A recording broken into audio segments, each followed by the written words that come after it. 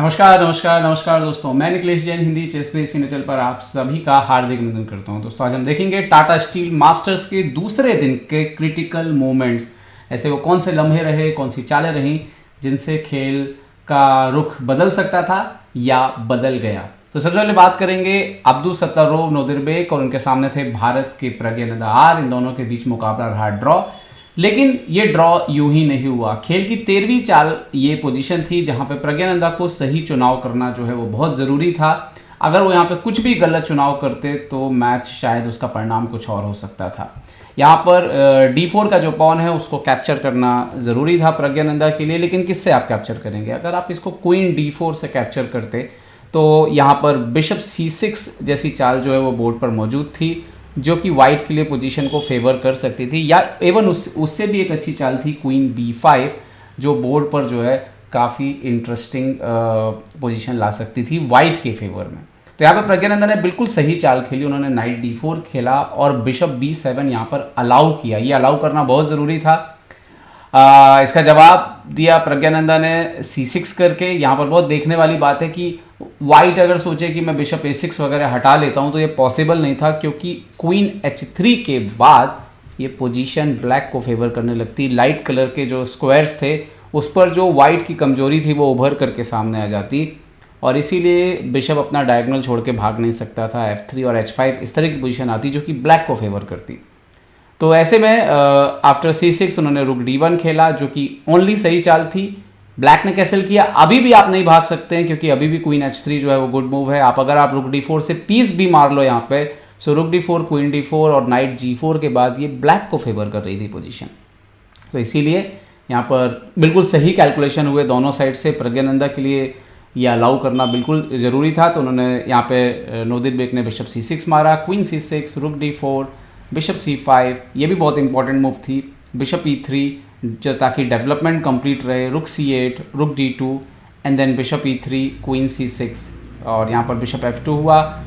Pawn जो है वो यहाँ पर वापस मिली प्रज्ञानंदा को, और इसके बाद मैच दोनों ने एकदम सटीक खेला। कहीं किसी को कोई मौका दिया नहीं। दोनों एक दूसरे की कमजोरियों पे हमला करते रहे और प्रज्ञानंदा सटीक खेले, कहीं से कोई मौका दिया नहीं। धीरे धीरे मैच आगे बढ़ा और इस तरीके से आप देख सकते हो एक एक रुक भी एक्सचेंज हो गया।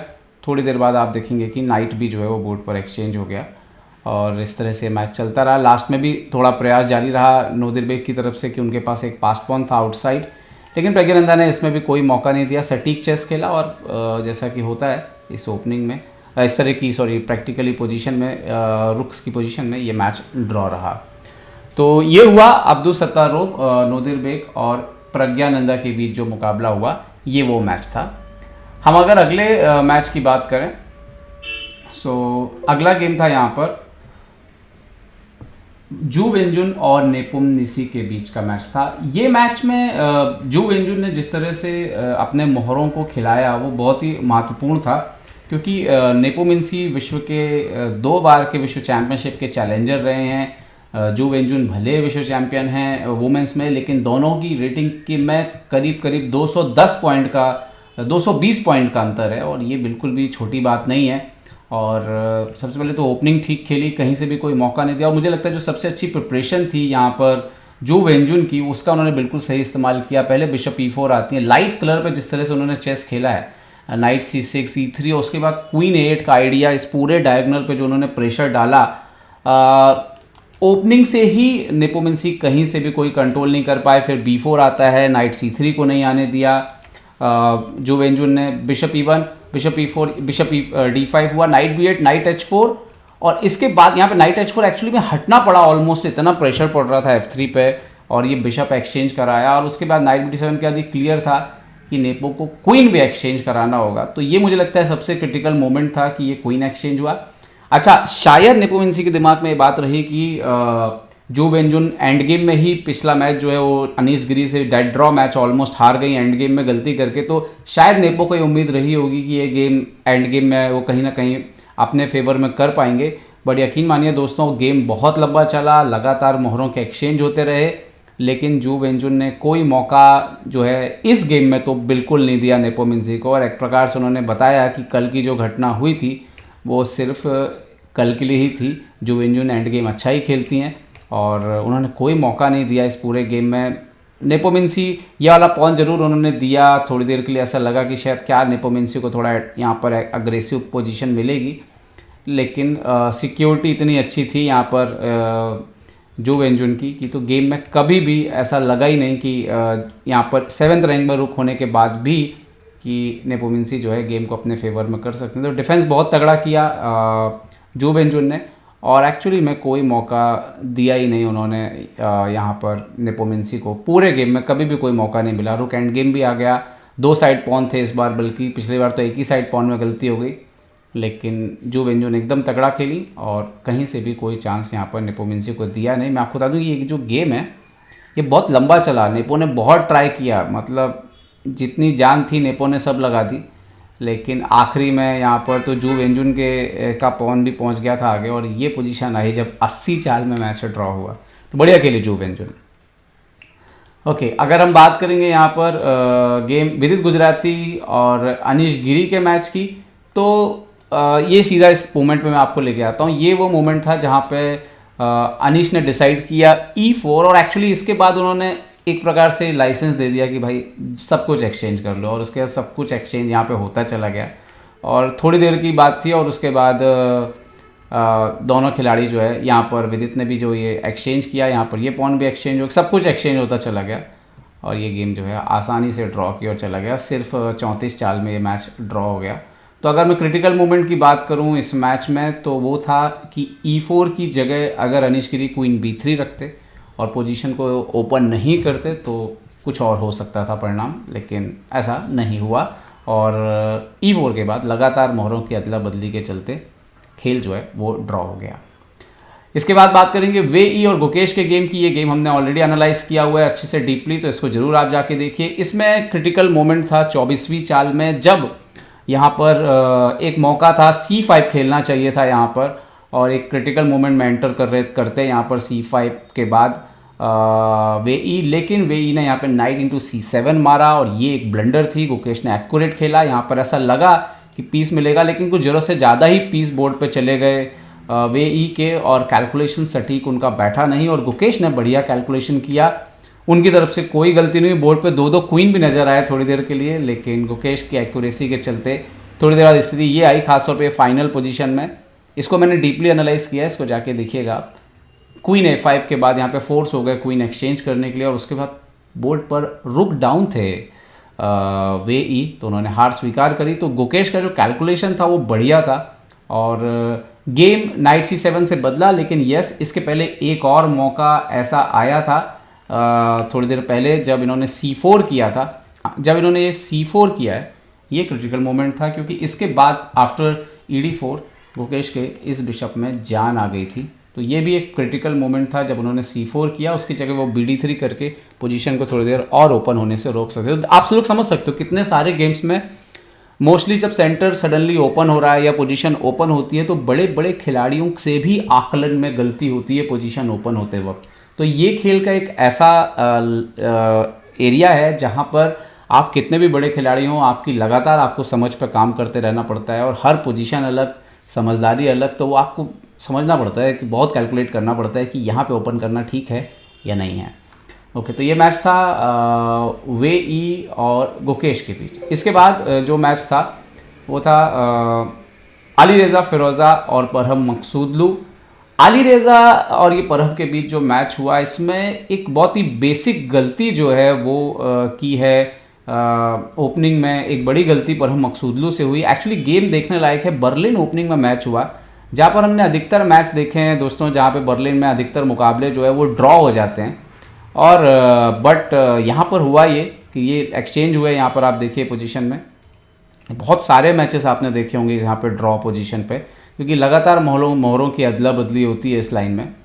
और ये वो पोजीशन है जहाँ पर आप देखिए कि ब्लैक के पास एक एक्स्ट्रा पॉन ब्लैक ने लिया हुआ है, लेकिन वाइट दबाव डाल रहा है, और ब्लैक यहाँ पे एक और पॉन मारता है। और आप देखिए कि इसके बाद, इस पोजीशन के बाद आप देखिए कि ब्लैक के पास एक्चुअली में यहाँ पर 7 पॉन है, मतलब 2 पॉन एक्स्ट्रा हैं, लेकिन वाइट के पास जो है उसके पीस जो प्लेसमेंट है वो बहुत ज़बरदस्त है। और आफ्टर F4 यहाँ पर आप देखो, आपको ऐसा लगता है कि भाई ये तो जो मोहरा है वो तो घिर गया है यहाँ पर। और जब F4 आता है तो यहाँ पर जो सही चाल है ब्लैक की तरफ से, अब जैसे मान लीजिए कि ब्लैक यहाँ पे सोचे कि चलिए मैं यहाँ पे BD4 चेक दे देता हूँ, बट आफ्टर यहाँ पर किंग H1 जब वाइट खेलता है तो उसके बाद दिक्कत ये होती है कि अब ब्लैक जैसे कंटिन्यू कैसे करे। अभी यहाँ पे नाइट E7 का थ्रेट आ रहा है, और अब मान लीजिए कि फॉर एग्जांपल, जस्ट फॉर मैं आपको सिर्फ एक एग्जांपल दिखाता हूँ कि मान लीजिए कि मुझे, चलो मैं यहाँ पर बिशप डेवलप करूँ, तो आप देखिए कि यहाँ पर नाइट E7 चेक आ रहा है, तो आप बिशप को F5 नहीं रख सकते, आप बिशप को E6 नहीं रख सकते, और आप बिशप को मान लीजिए कि सिर्फ आप D7 रखते हो तो यहाँ पर क्वीन E4 जो है वो मूव आता है, बहुत डेंजरस मूव यहाँ पर क्वीन E4 आ रहा है।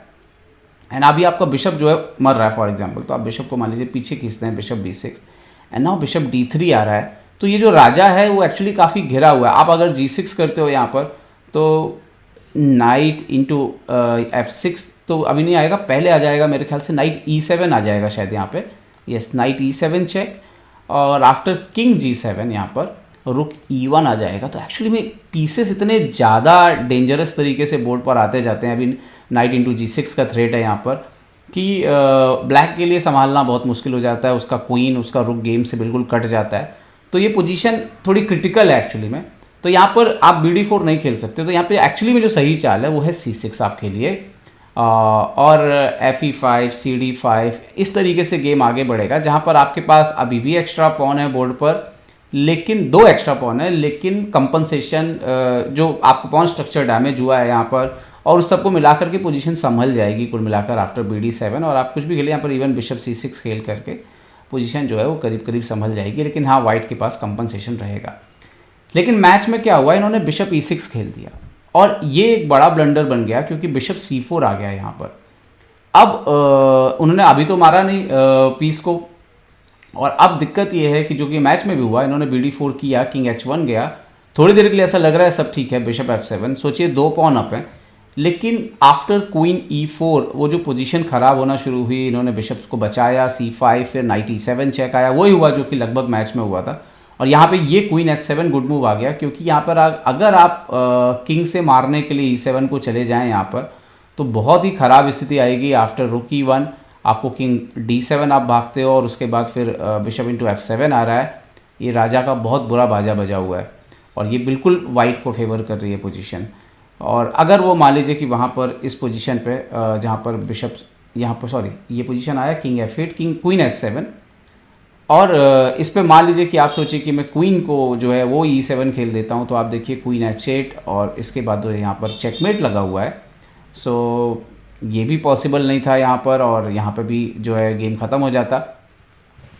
तो परहम मकसूदलू के लिए दिक्कत ये थी कि वो नाइट को मार ही नहीं सकते थे यहाँ पर, और उन्होंने यहाँ पर बिशप C4 का चुनाव किया, बट उसके बाद रुक E1 आ गया। तो यहाँ पर आप देखिए पीस सेक्रीफाइस तो हुआ, पीस तो दे दिया यहाँ पे वाइट ने एक और, लेकिन उसके बाद राजा का जो बिल्कुल स्थिति बहुत ख़राब है। अभी इनको क्वीन से मारना पड़ा, और कोई चारा नहीं था यहाँ पर एक्चुअली में। आप कुछ भी करोगे तो क्वीन H8 का थ्रेट आ रहा है यहाँ पर, नाइट आप हटा नहीं सकते, किंग आप हटा नहीं सकते, तो ये फोर्स मूव था क्वीन E7, रुक E7, king E7, and then queen E4, यहाँ पर F5, उन्होंने एक और पीस यहाँ पे ले लिया। बहुत ही ज़बरदस्त तरीके से गेम का अंत किया है। वो भी मारा एकदम बाद में जब कोई पीस मर रहा था, और हालत बहुत ज़्यादा ख़राब यहाँ पर कर दी थी उन्होंने परहम मकसूदलू की। तो परहम मकसूदलू ओपनिंग में ही उलझ गए, और मेरे ख्याल से बिशप E6 सबसे बड़ी गलती थी। उसके बाद यहाँ पर गेम में उनको कोई मौका नहीं मिला। ओके, जो अगला गेम था Ding Liren and Alexander Donchenko के बीच, और इसमें एक पोजीशन आया H6, ओपनिंग में ही बढ़िया खेला यहाँ पर। ये पोजीशन था जहाँ पर अब किंग्स इंडियन खेला गया था ब्लैक से, और D5 टारगेट था यहाँ पर अलेक्जेंडर का। तो यहाँ पर जो गेम खेले गए, ज़्यादा कुछ डाटाबेस में गेम है नहीं, एनालिसिस में जो दिखता है वो है बिशप F4 और बिशप E3। ये 2 चालें जो है वो इंटरेस्टिंग हो सकती थी यहाँ पर बोर्ड पर, और बिशप E3 ही खेला उन्होंने।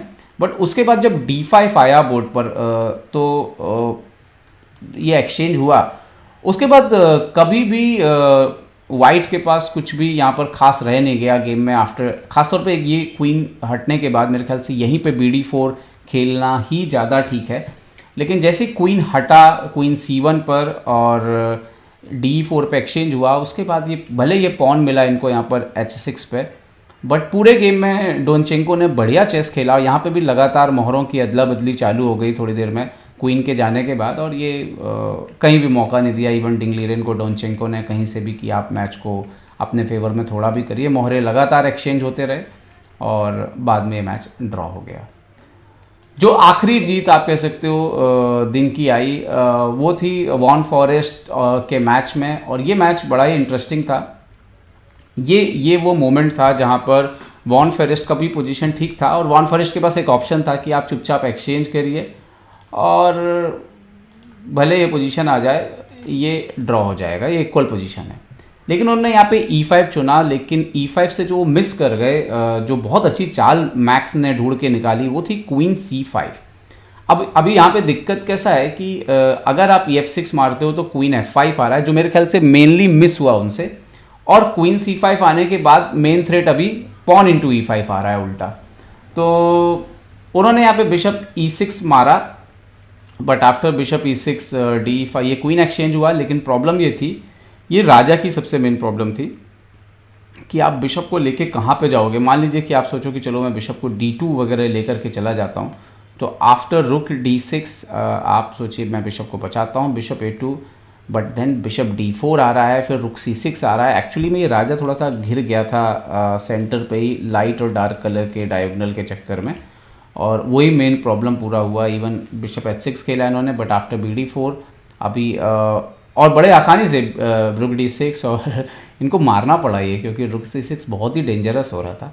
और फिर एक्सचेंज डाउन पोजीशन खेली, लेकिन मैक्स बिल्कुल मैक्स पे खेले अपने, और जॉर्डन को कोई मौका नहीं दिया इस मैच में कभी भी वापस आने का। बराबर अच्छा खेले, पीस प्ले बहुत अच्छा था, टाइमली पीसेस को एक्सचेंज किया, दोनों रुक को बढ़िया यूज़ किया, और बिशप ज़्यादा कुछ प्रभावशाली रहा नहीं बोर्ड पे। ऐसा लगा कि थोड़े से पॉन थे एक्स्ट्रा, लेकिन बढ़िया मेंटेन किया, किंग को लाके लाइट कलर के स्क्वायर को कंट्रोल किया, और फिर वो 2 पास पॉन निकलने के बाद तो कहानी ख़त्म हो गई थी। तो ये बढ़िया मैच जीता यहाँ पर मैक्स ने। तो ये थे दूसरे दिन के टाटा स्टील मास्टर 2024 के क्रिटिकल मोमेंट। उम्मीद करता हूँ ये सीरीज़ आपको पसंद आएगी, और जो भी लोग सीरियस ट्रेनिंग करना चाहते हैं, हर दिन कुछ इसी तरह से आपको हर जो भी टॉप टूर्नामेंट चल रहे हों उसके क्रिटिकल मोमेंट ज़रूर चेक करने चाहिए। इससे आपके खेल में बहुत फ़र्क पड़ेगा, और आपके नॉलेज में भी जो है बहुत फ़र्क पड़ेगा, और आपको एक अलग ही खुशी मिलेगी। टूर्नामेंट को आप डीपली जो है वो अंदर से जान पाएंगे। उम्मीद करता हूँ वीडियो आपको पसंद आया होगा। पसंद आया तो लाइक शेयर और सब्सक्राइब करना ना भूलें दोस्तों। देखते रहिए Chess Base India. Chess Base India के लिए मैं निखिलेश जैन। जय हिंद दोस्तों।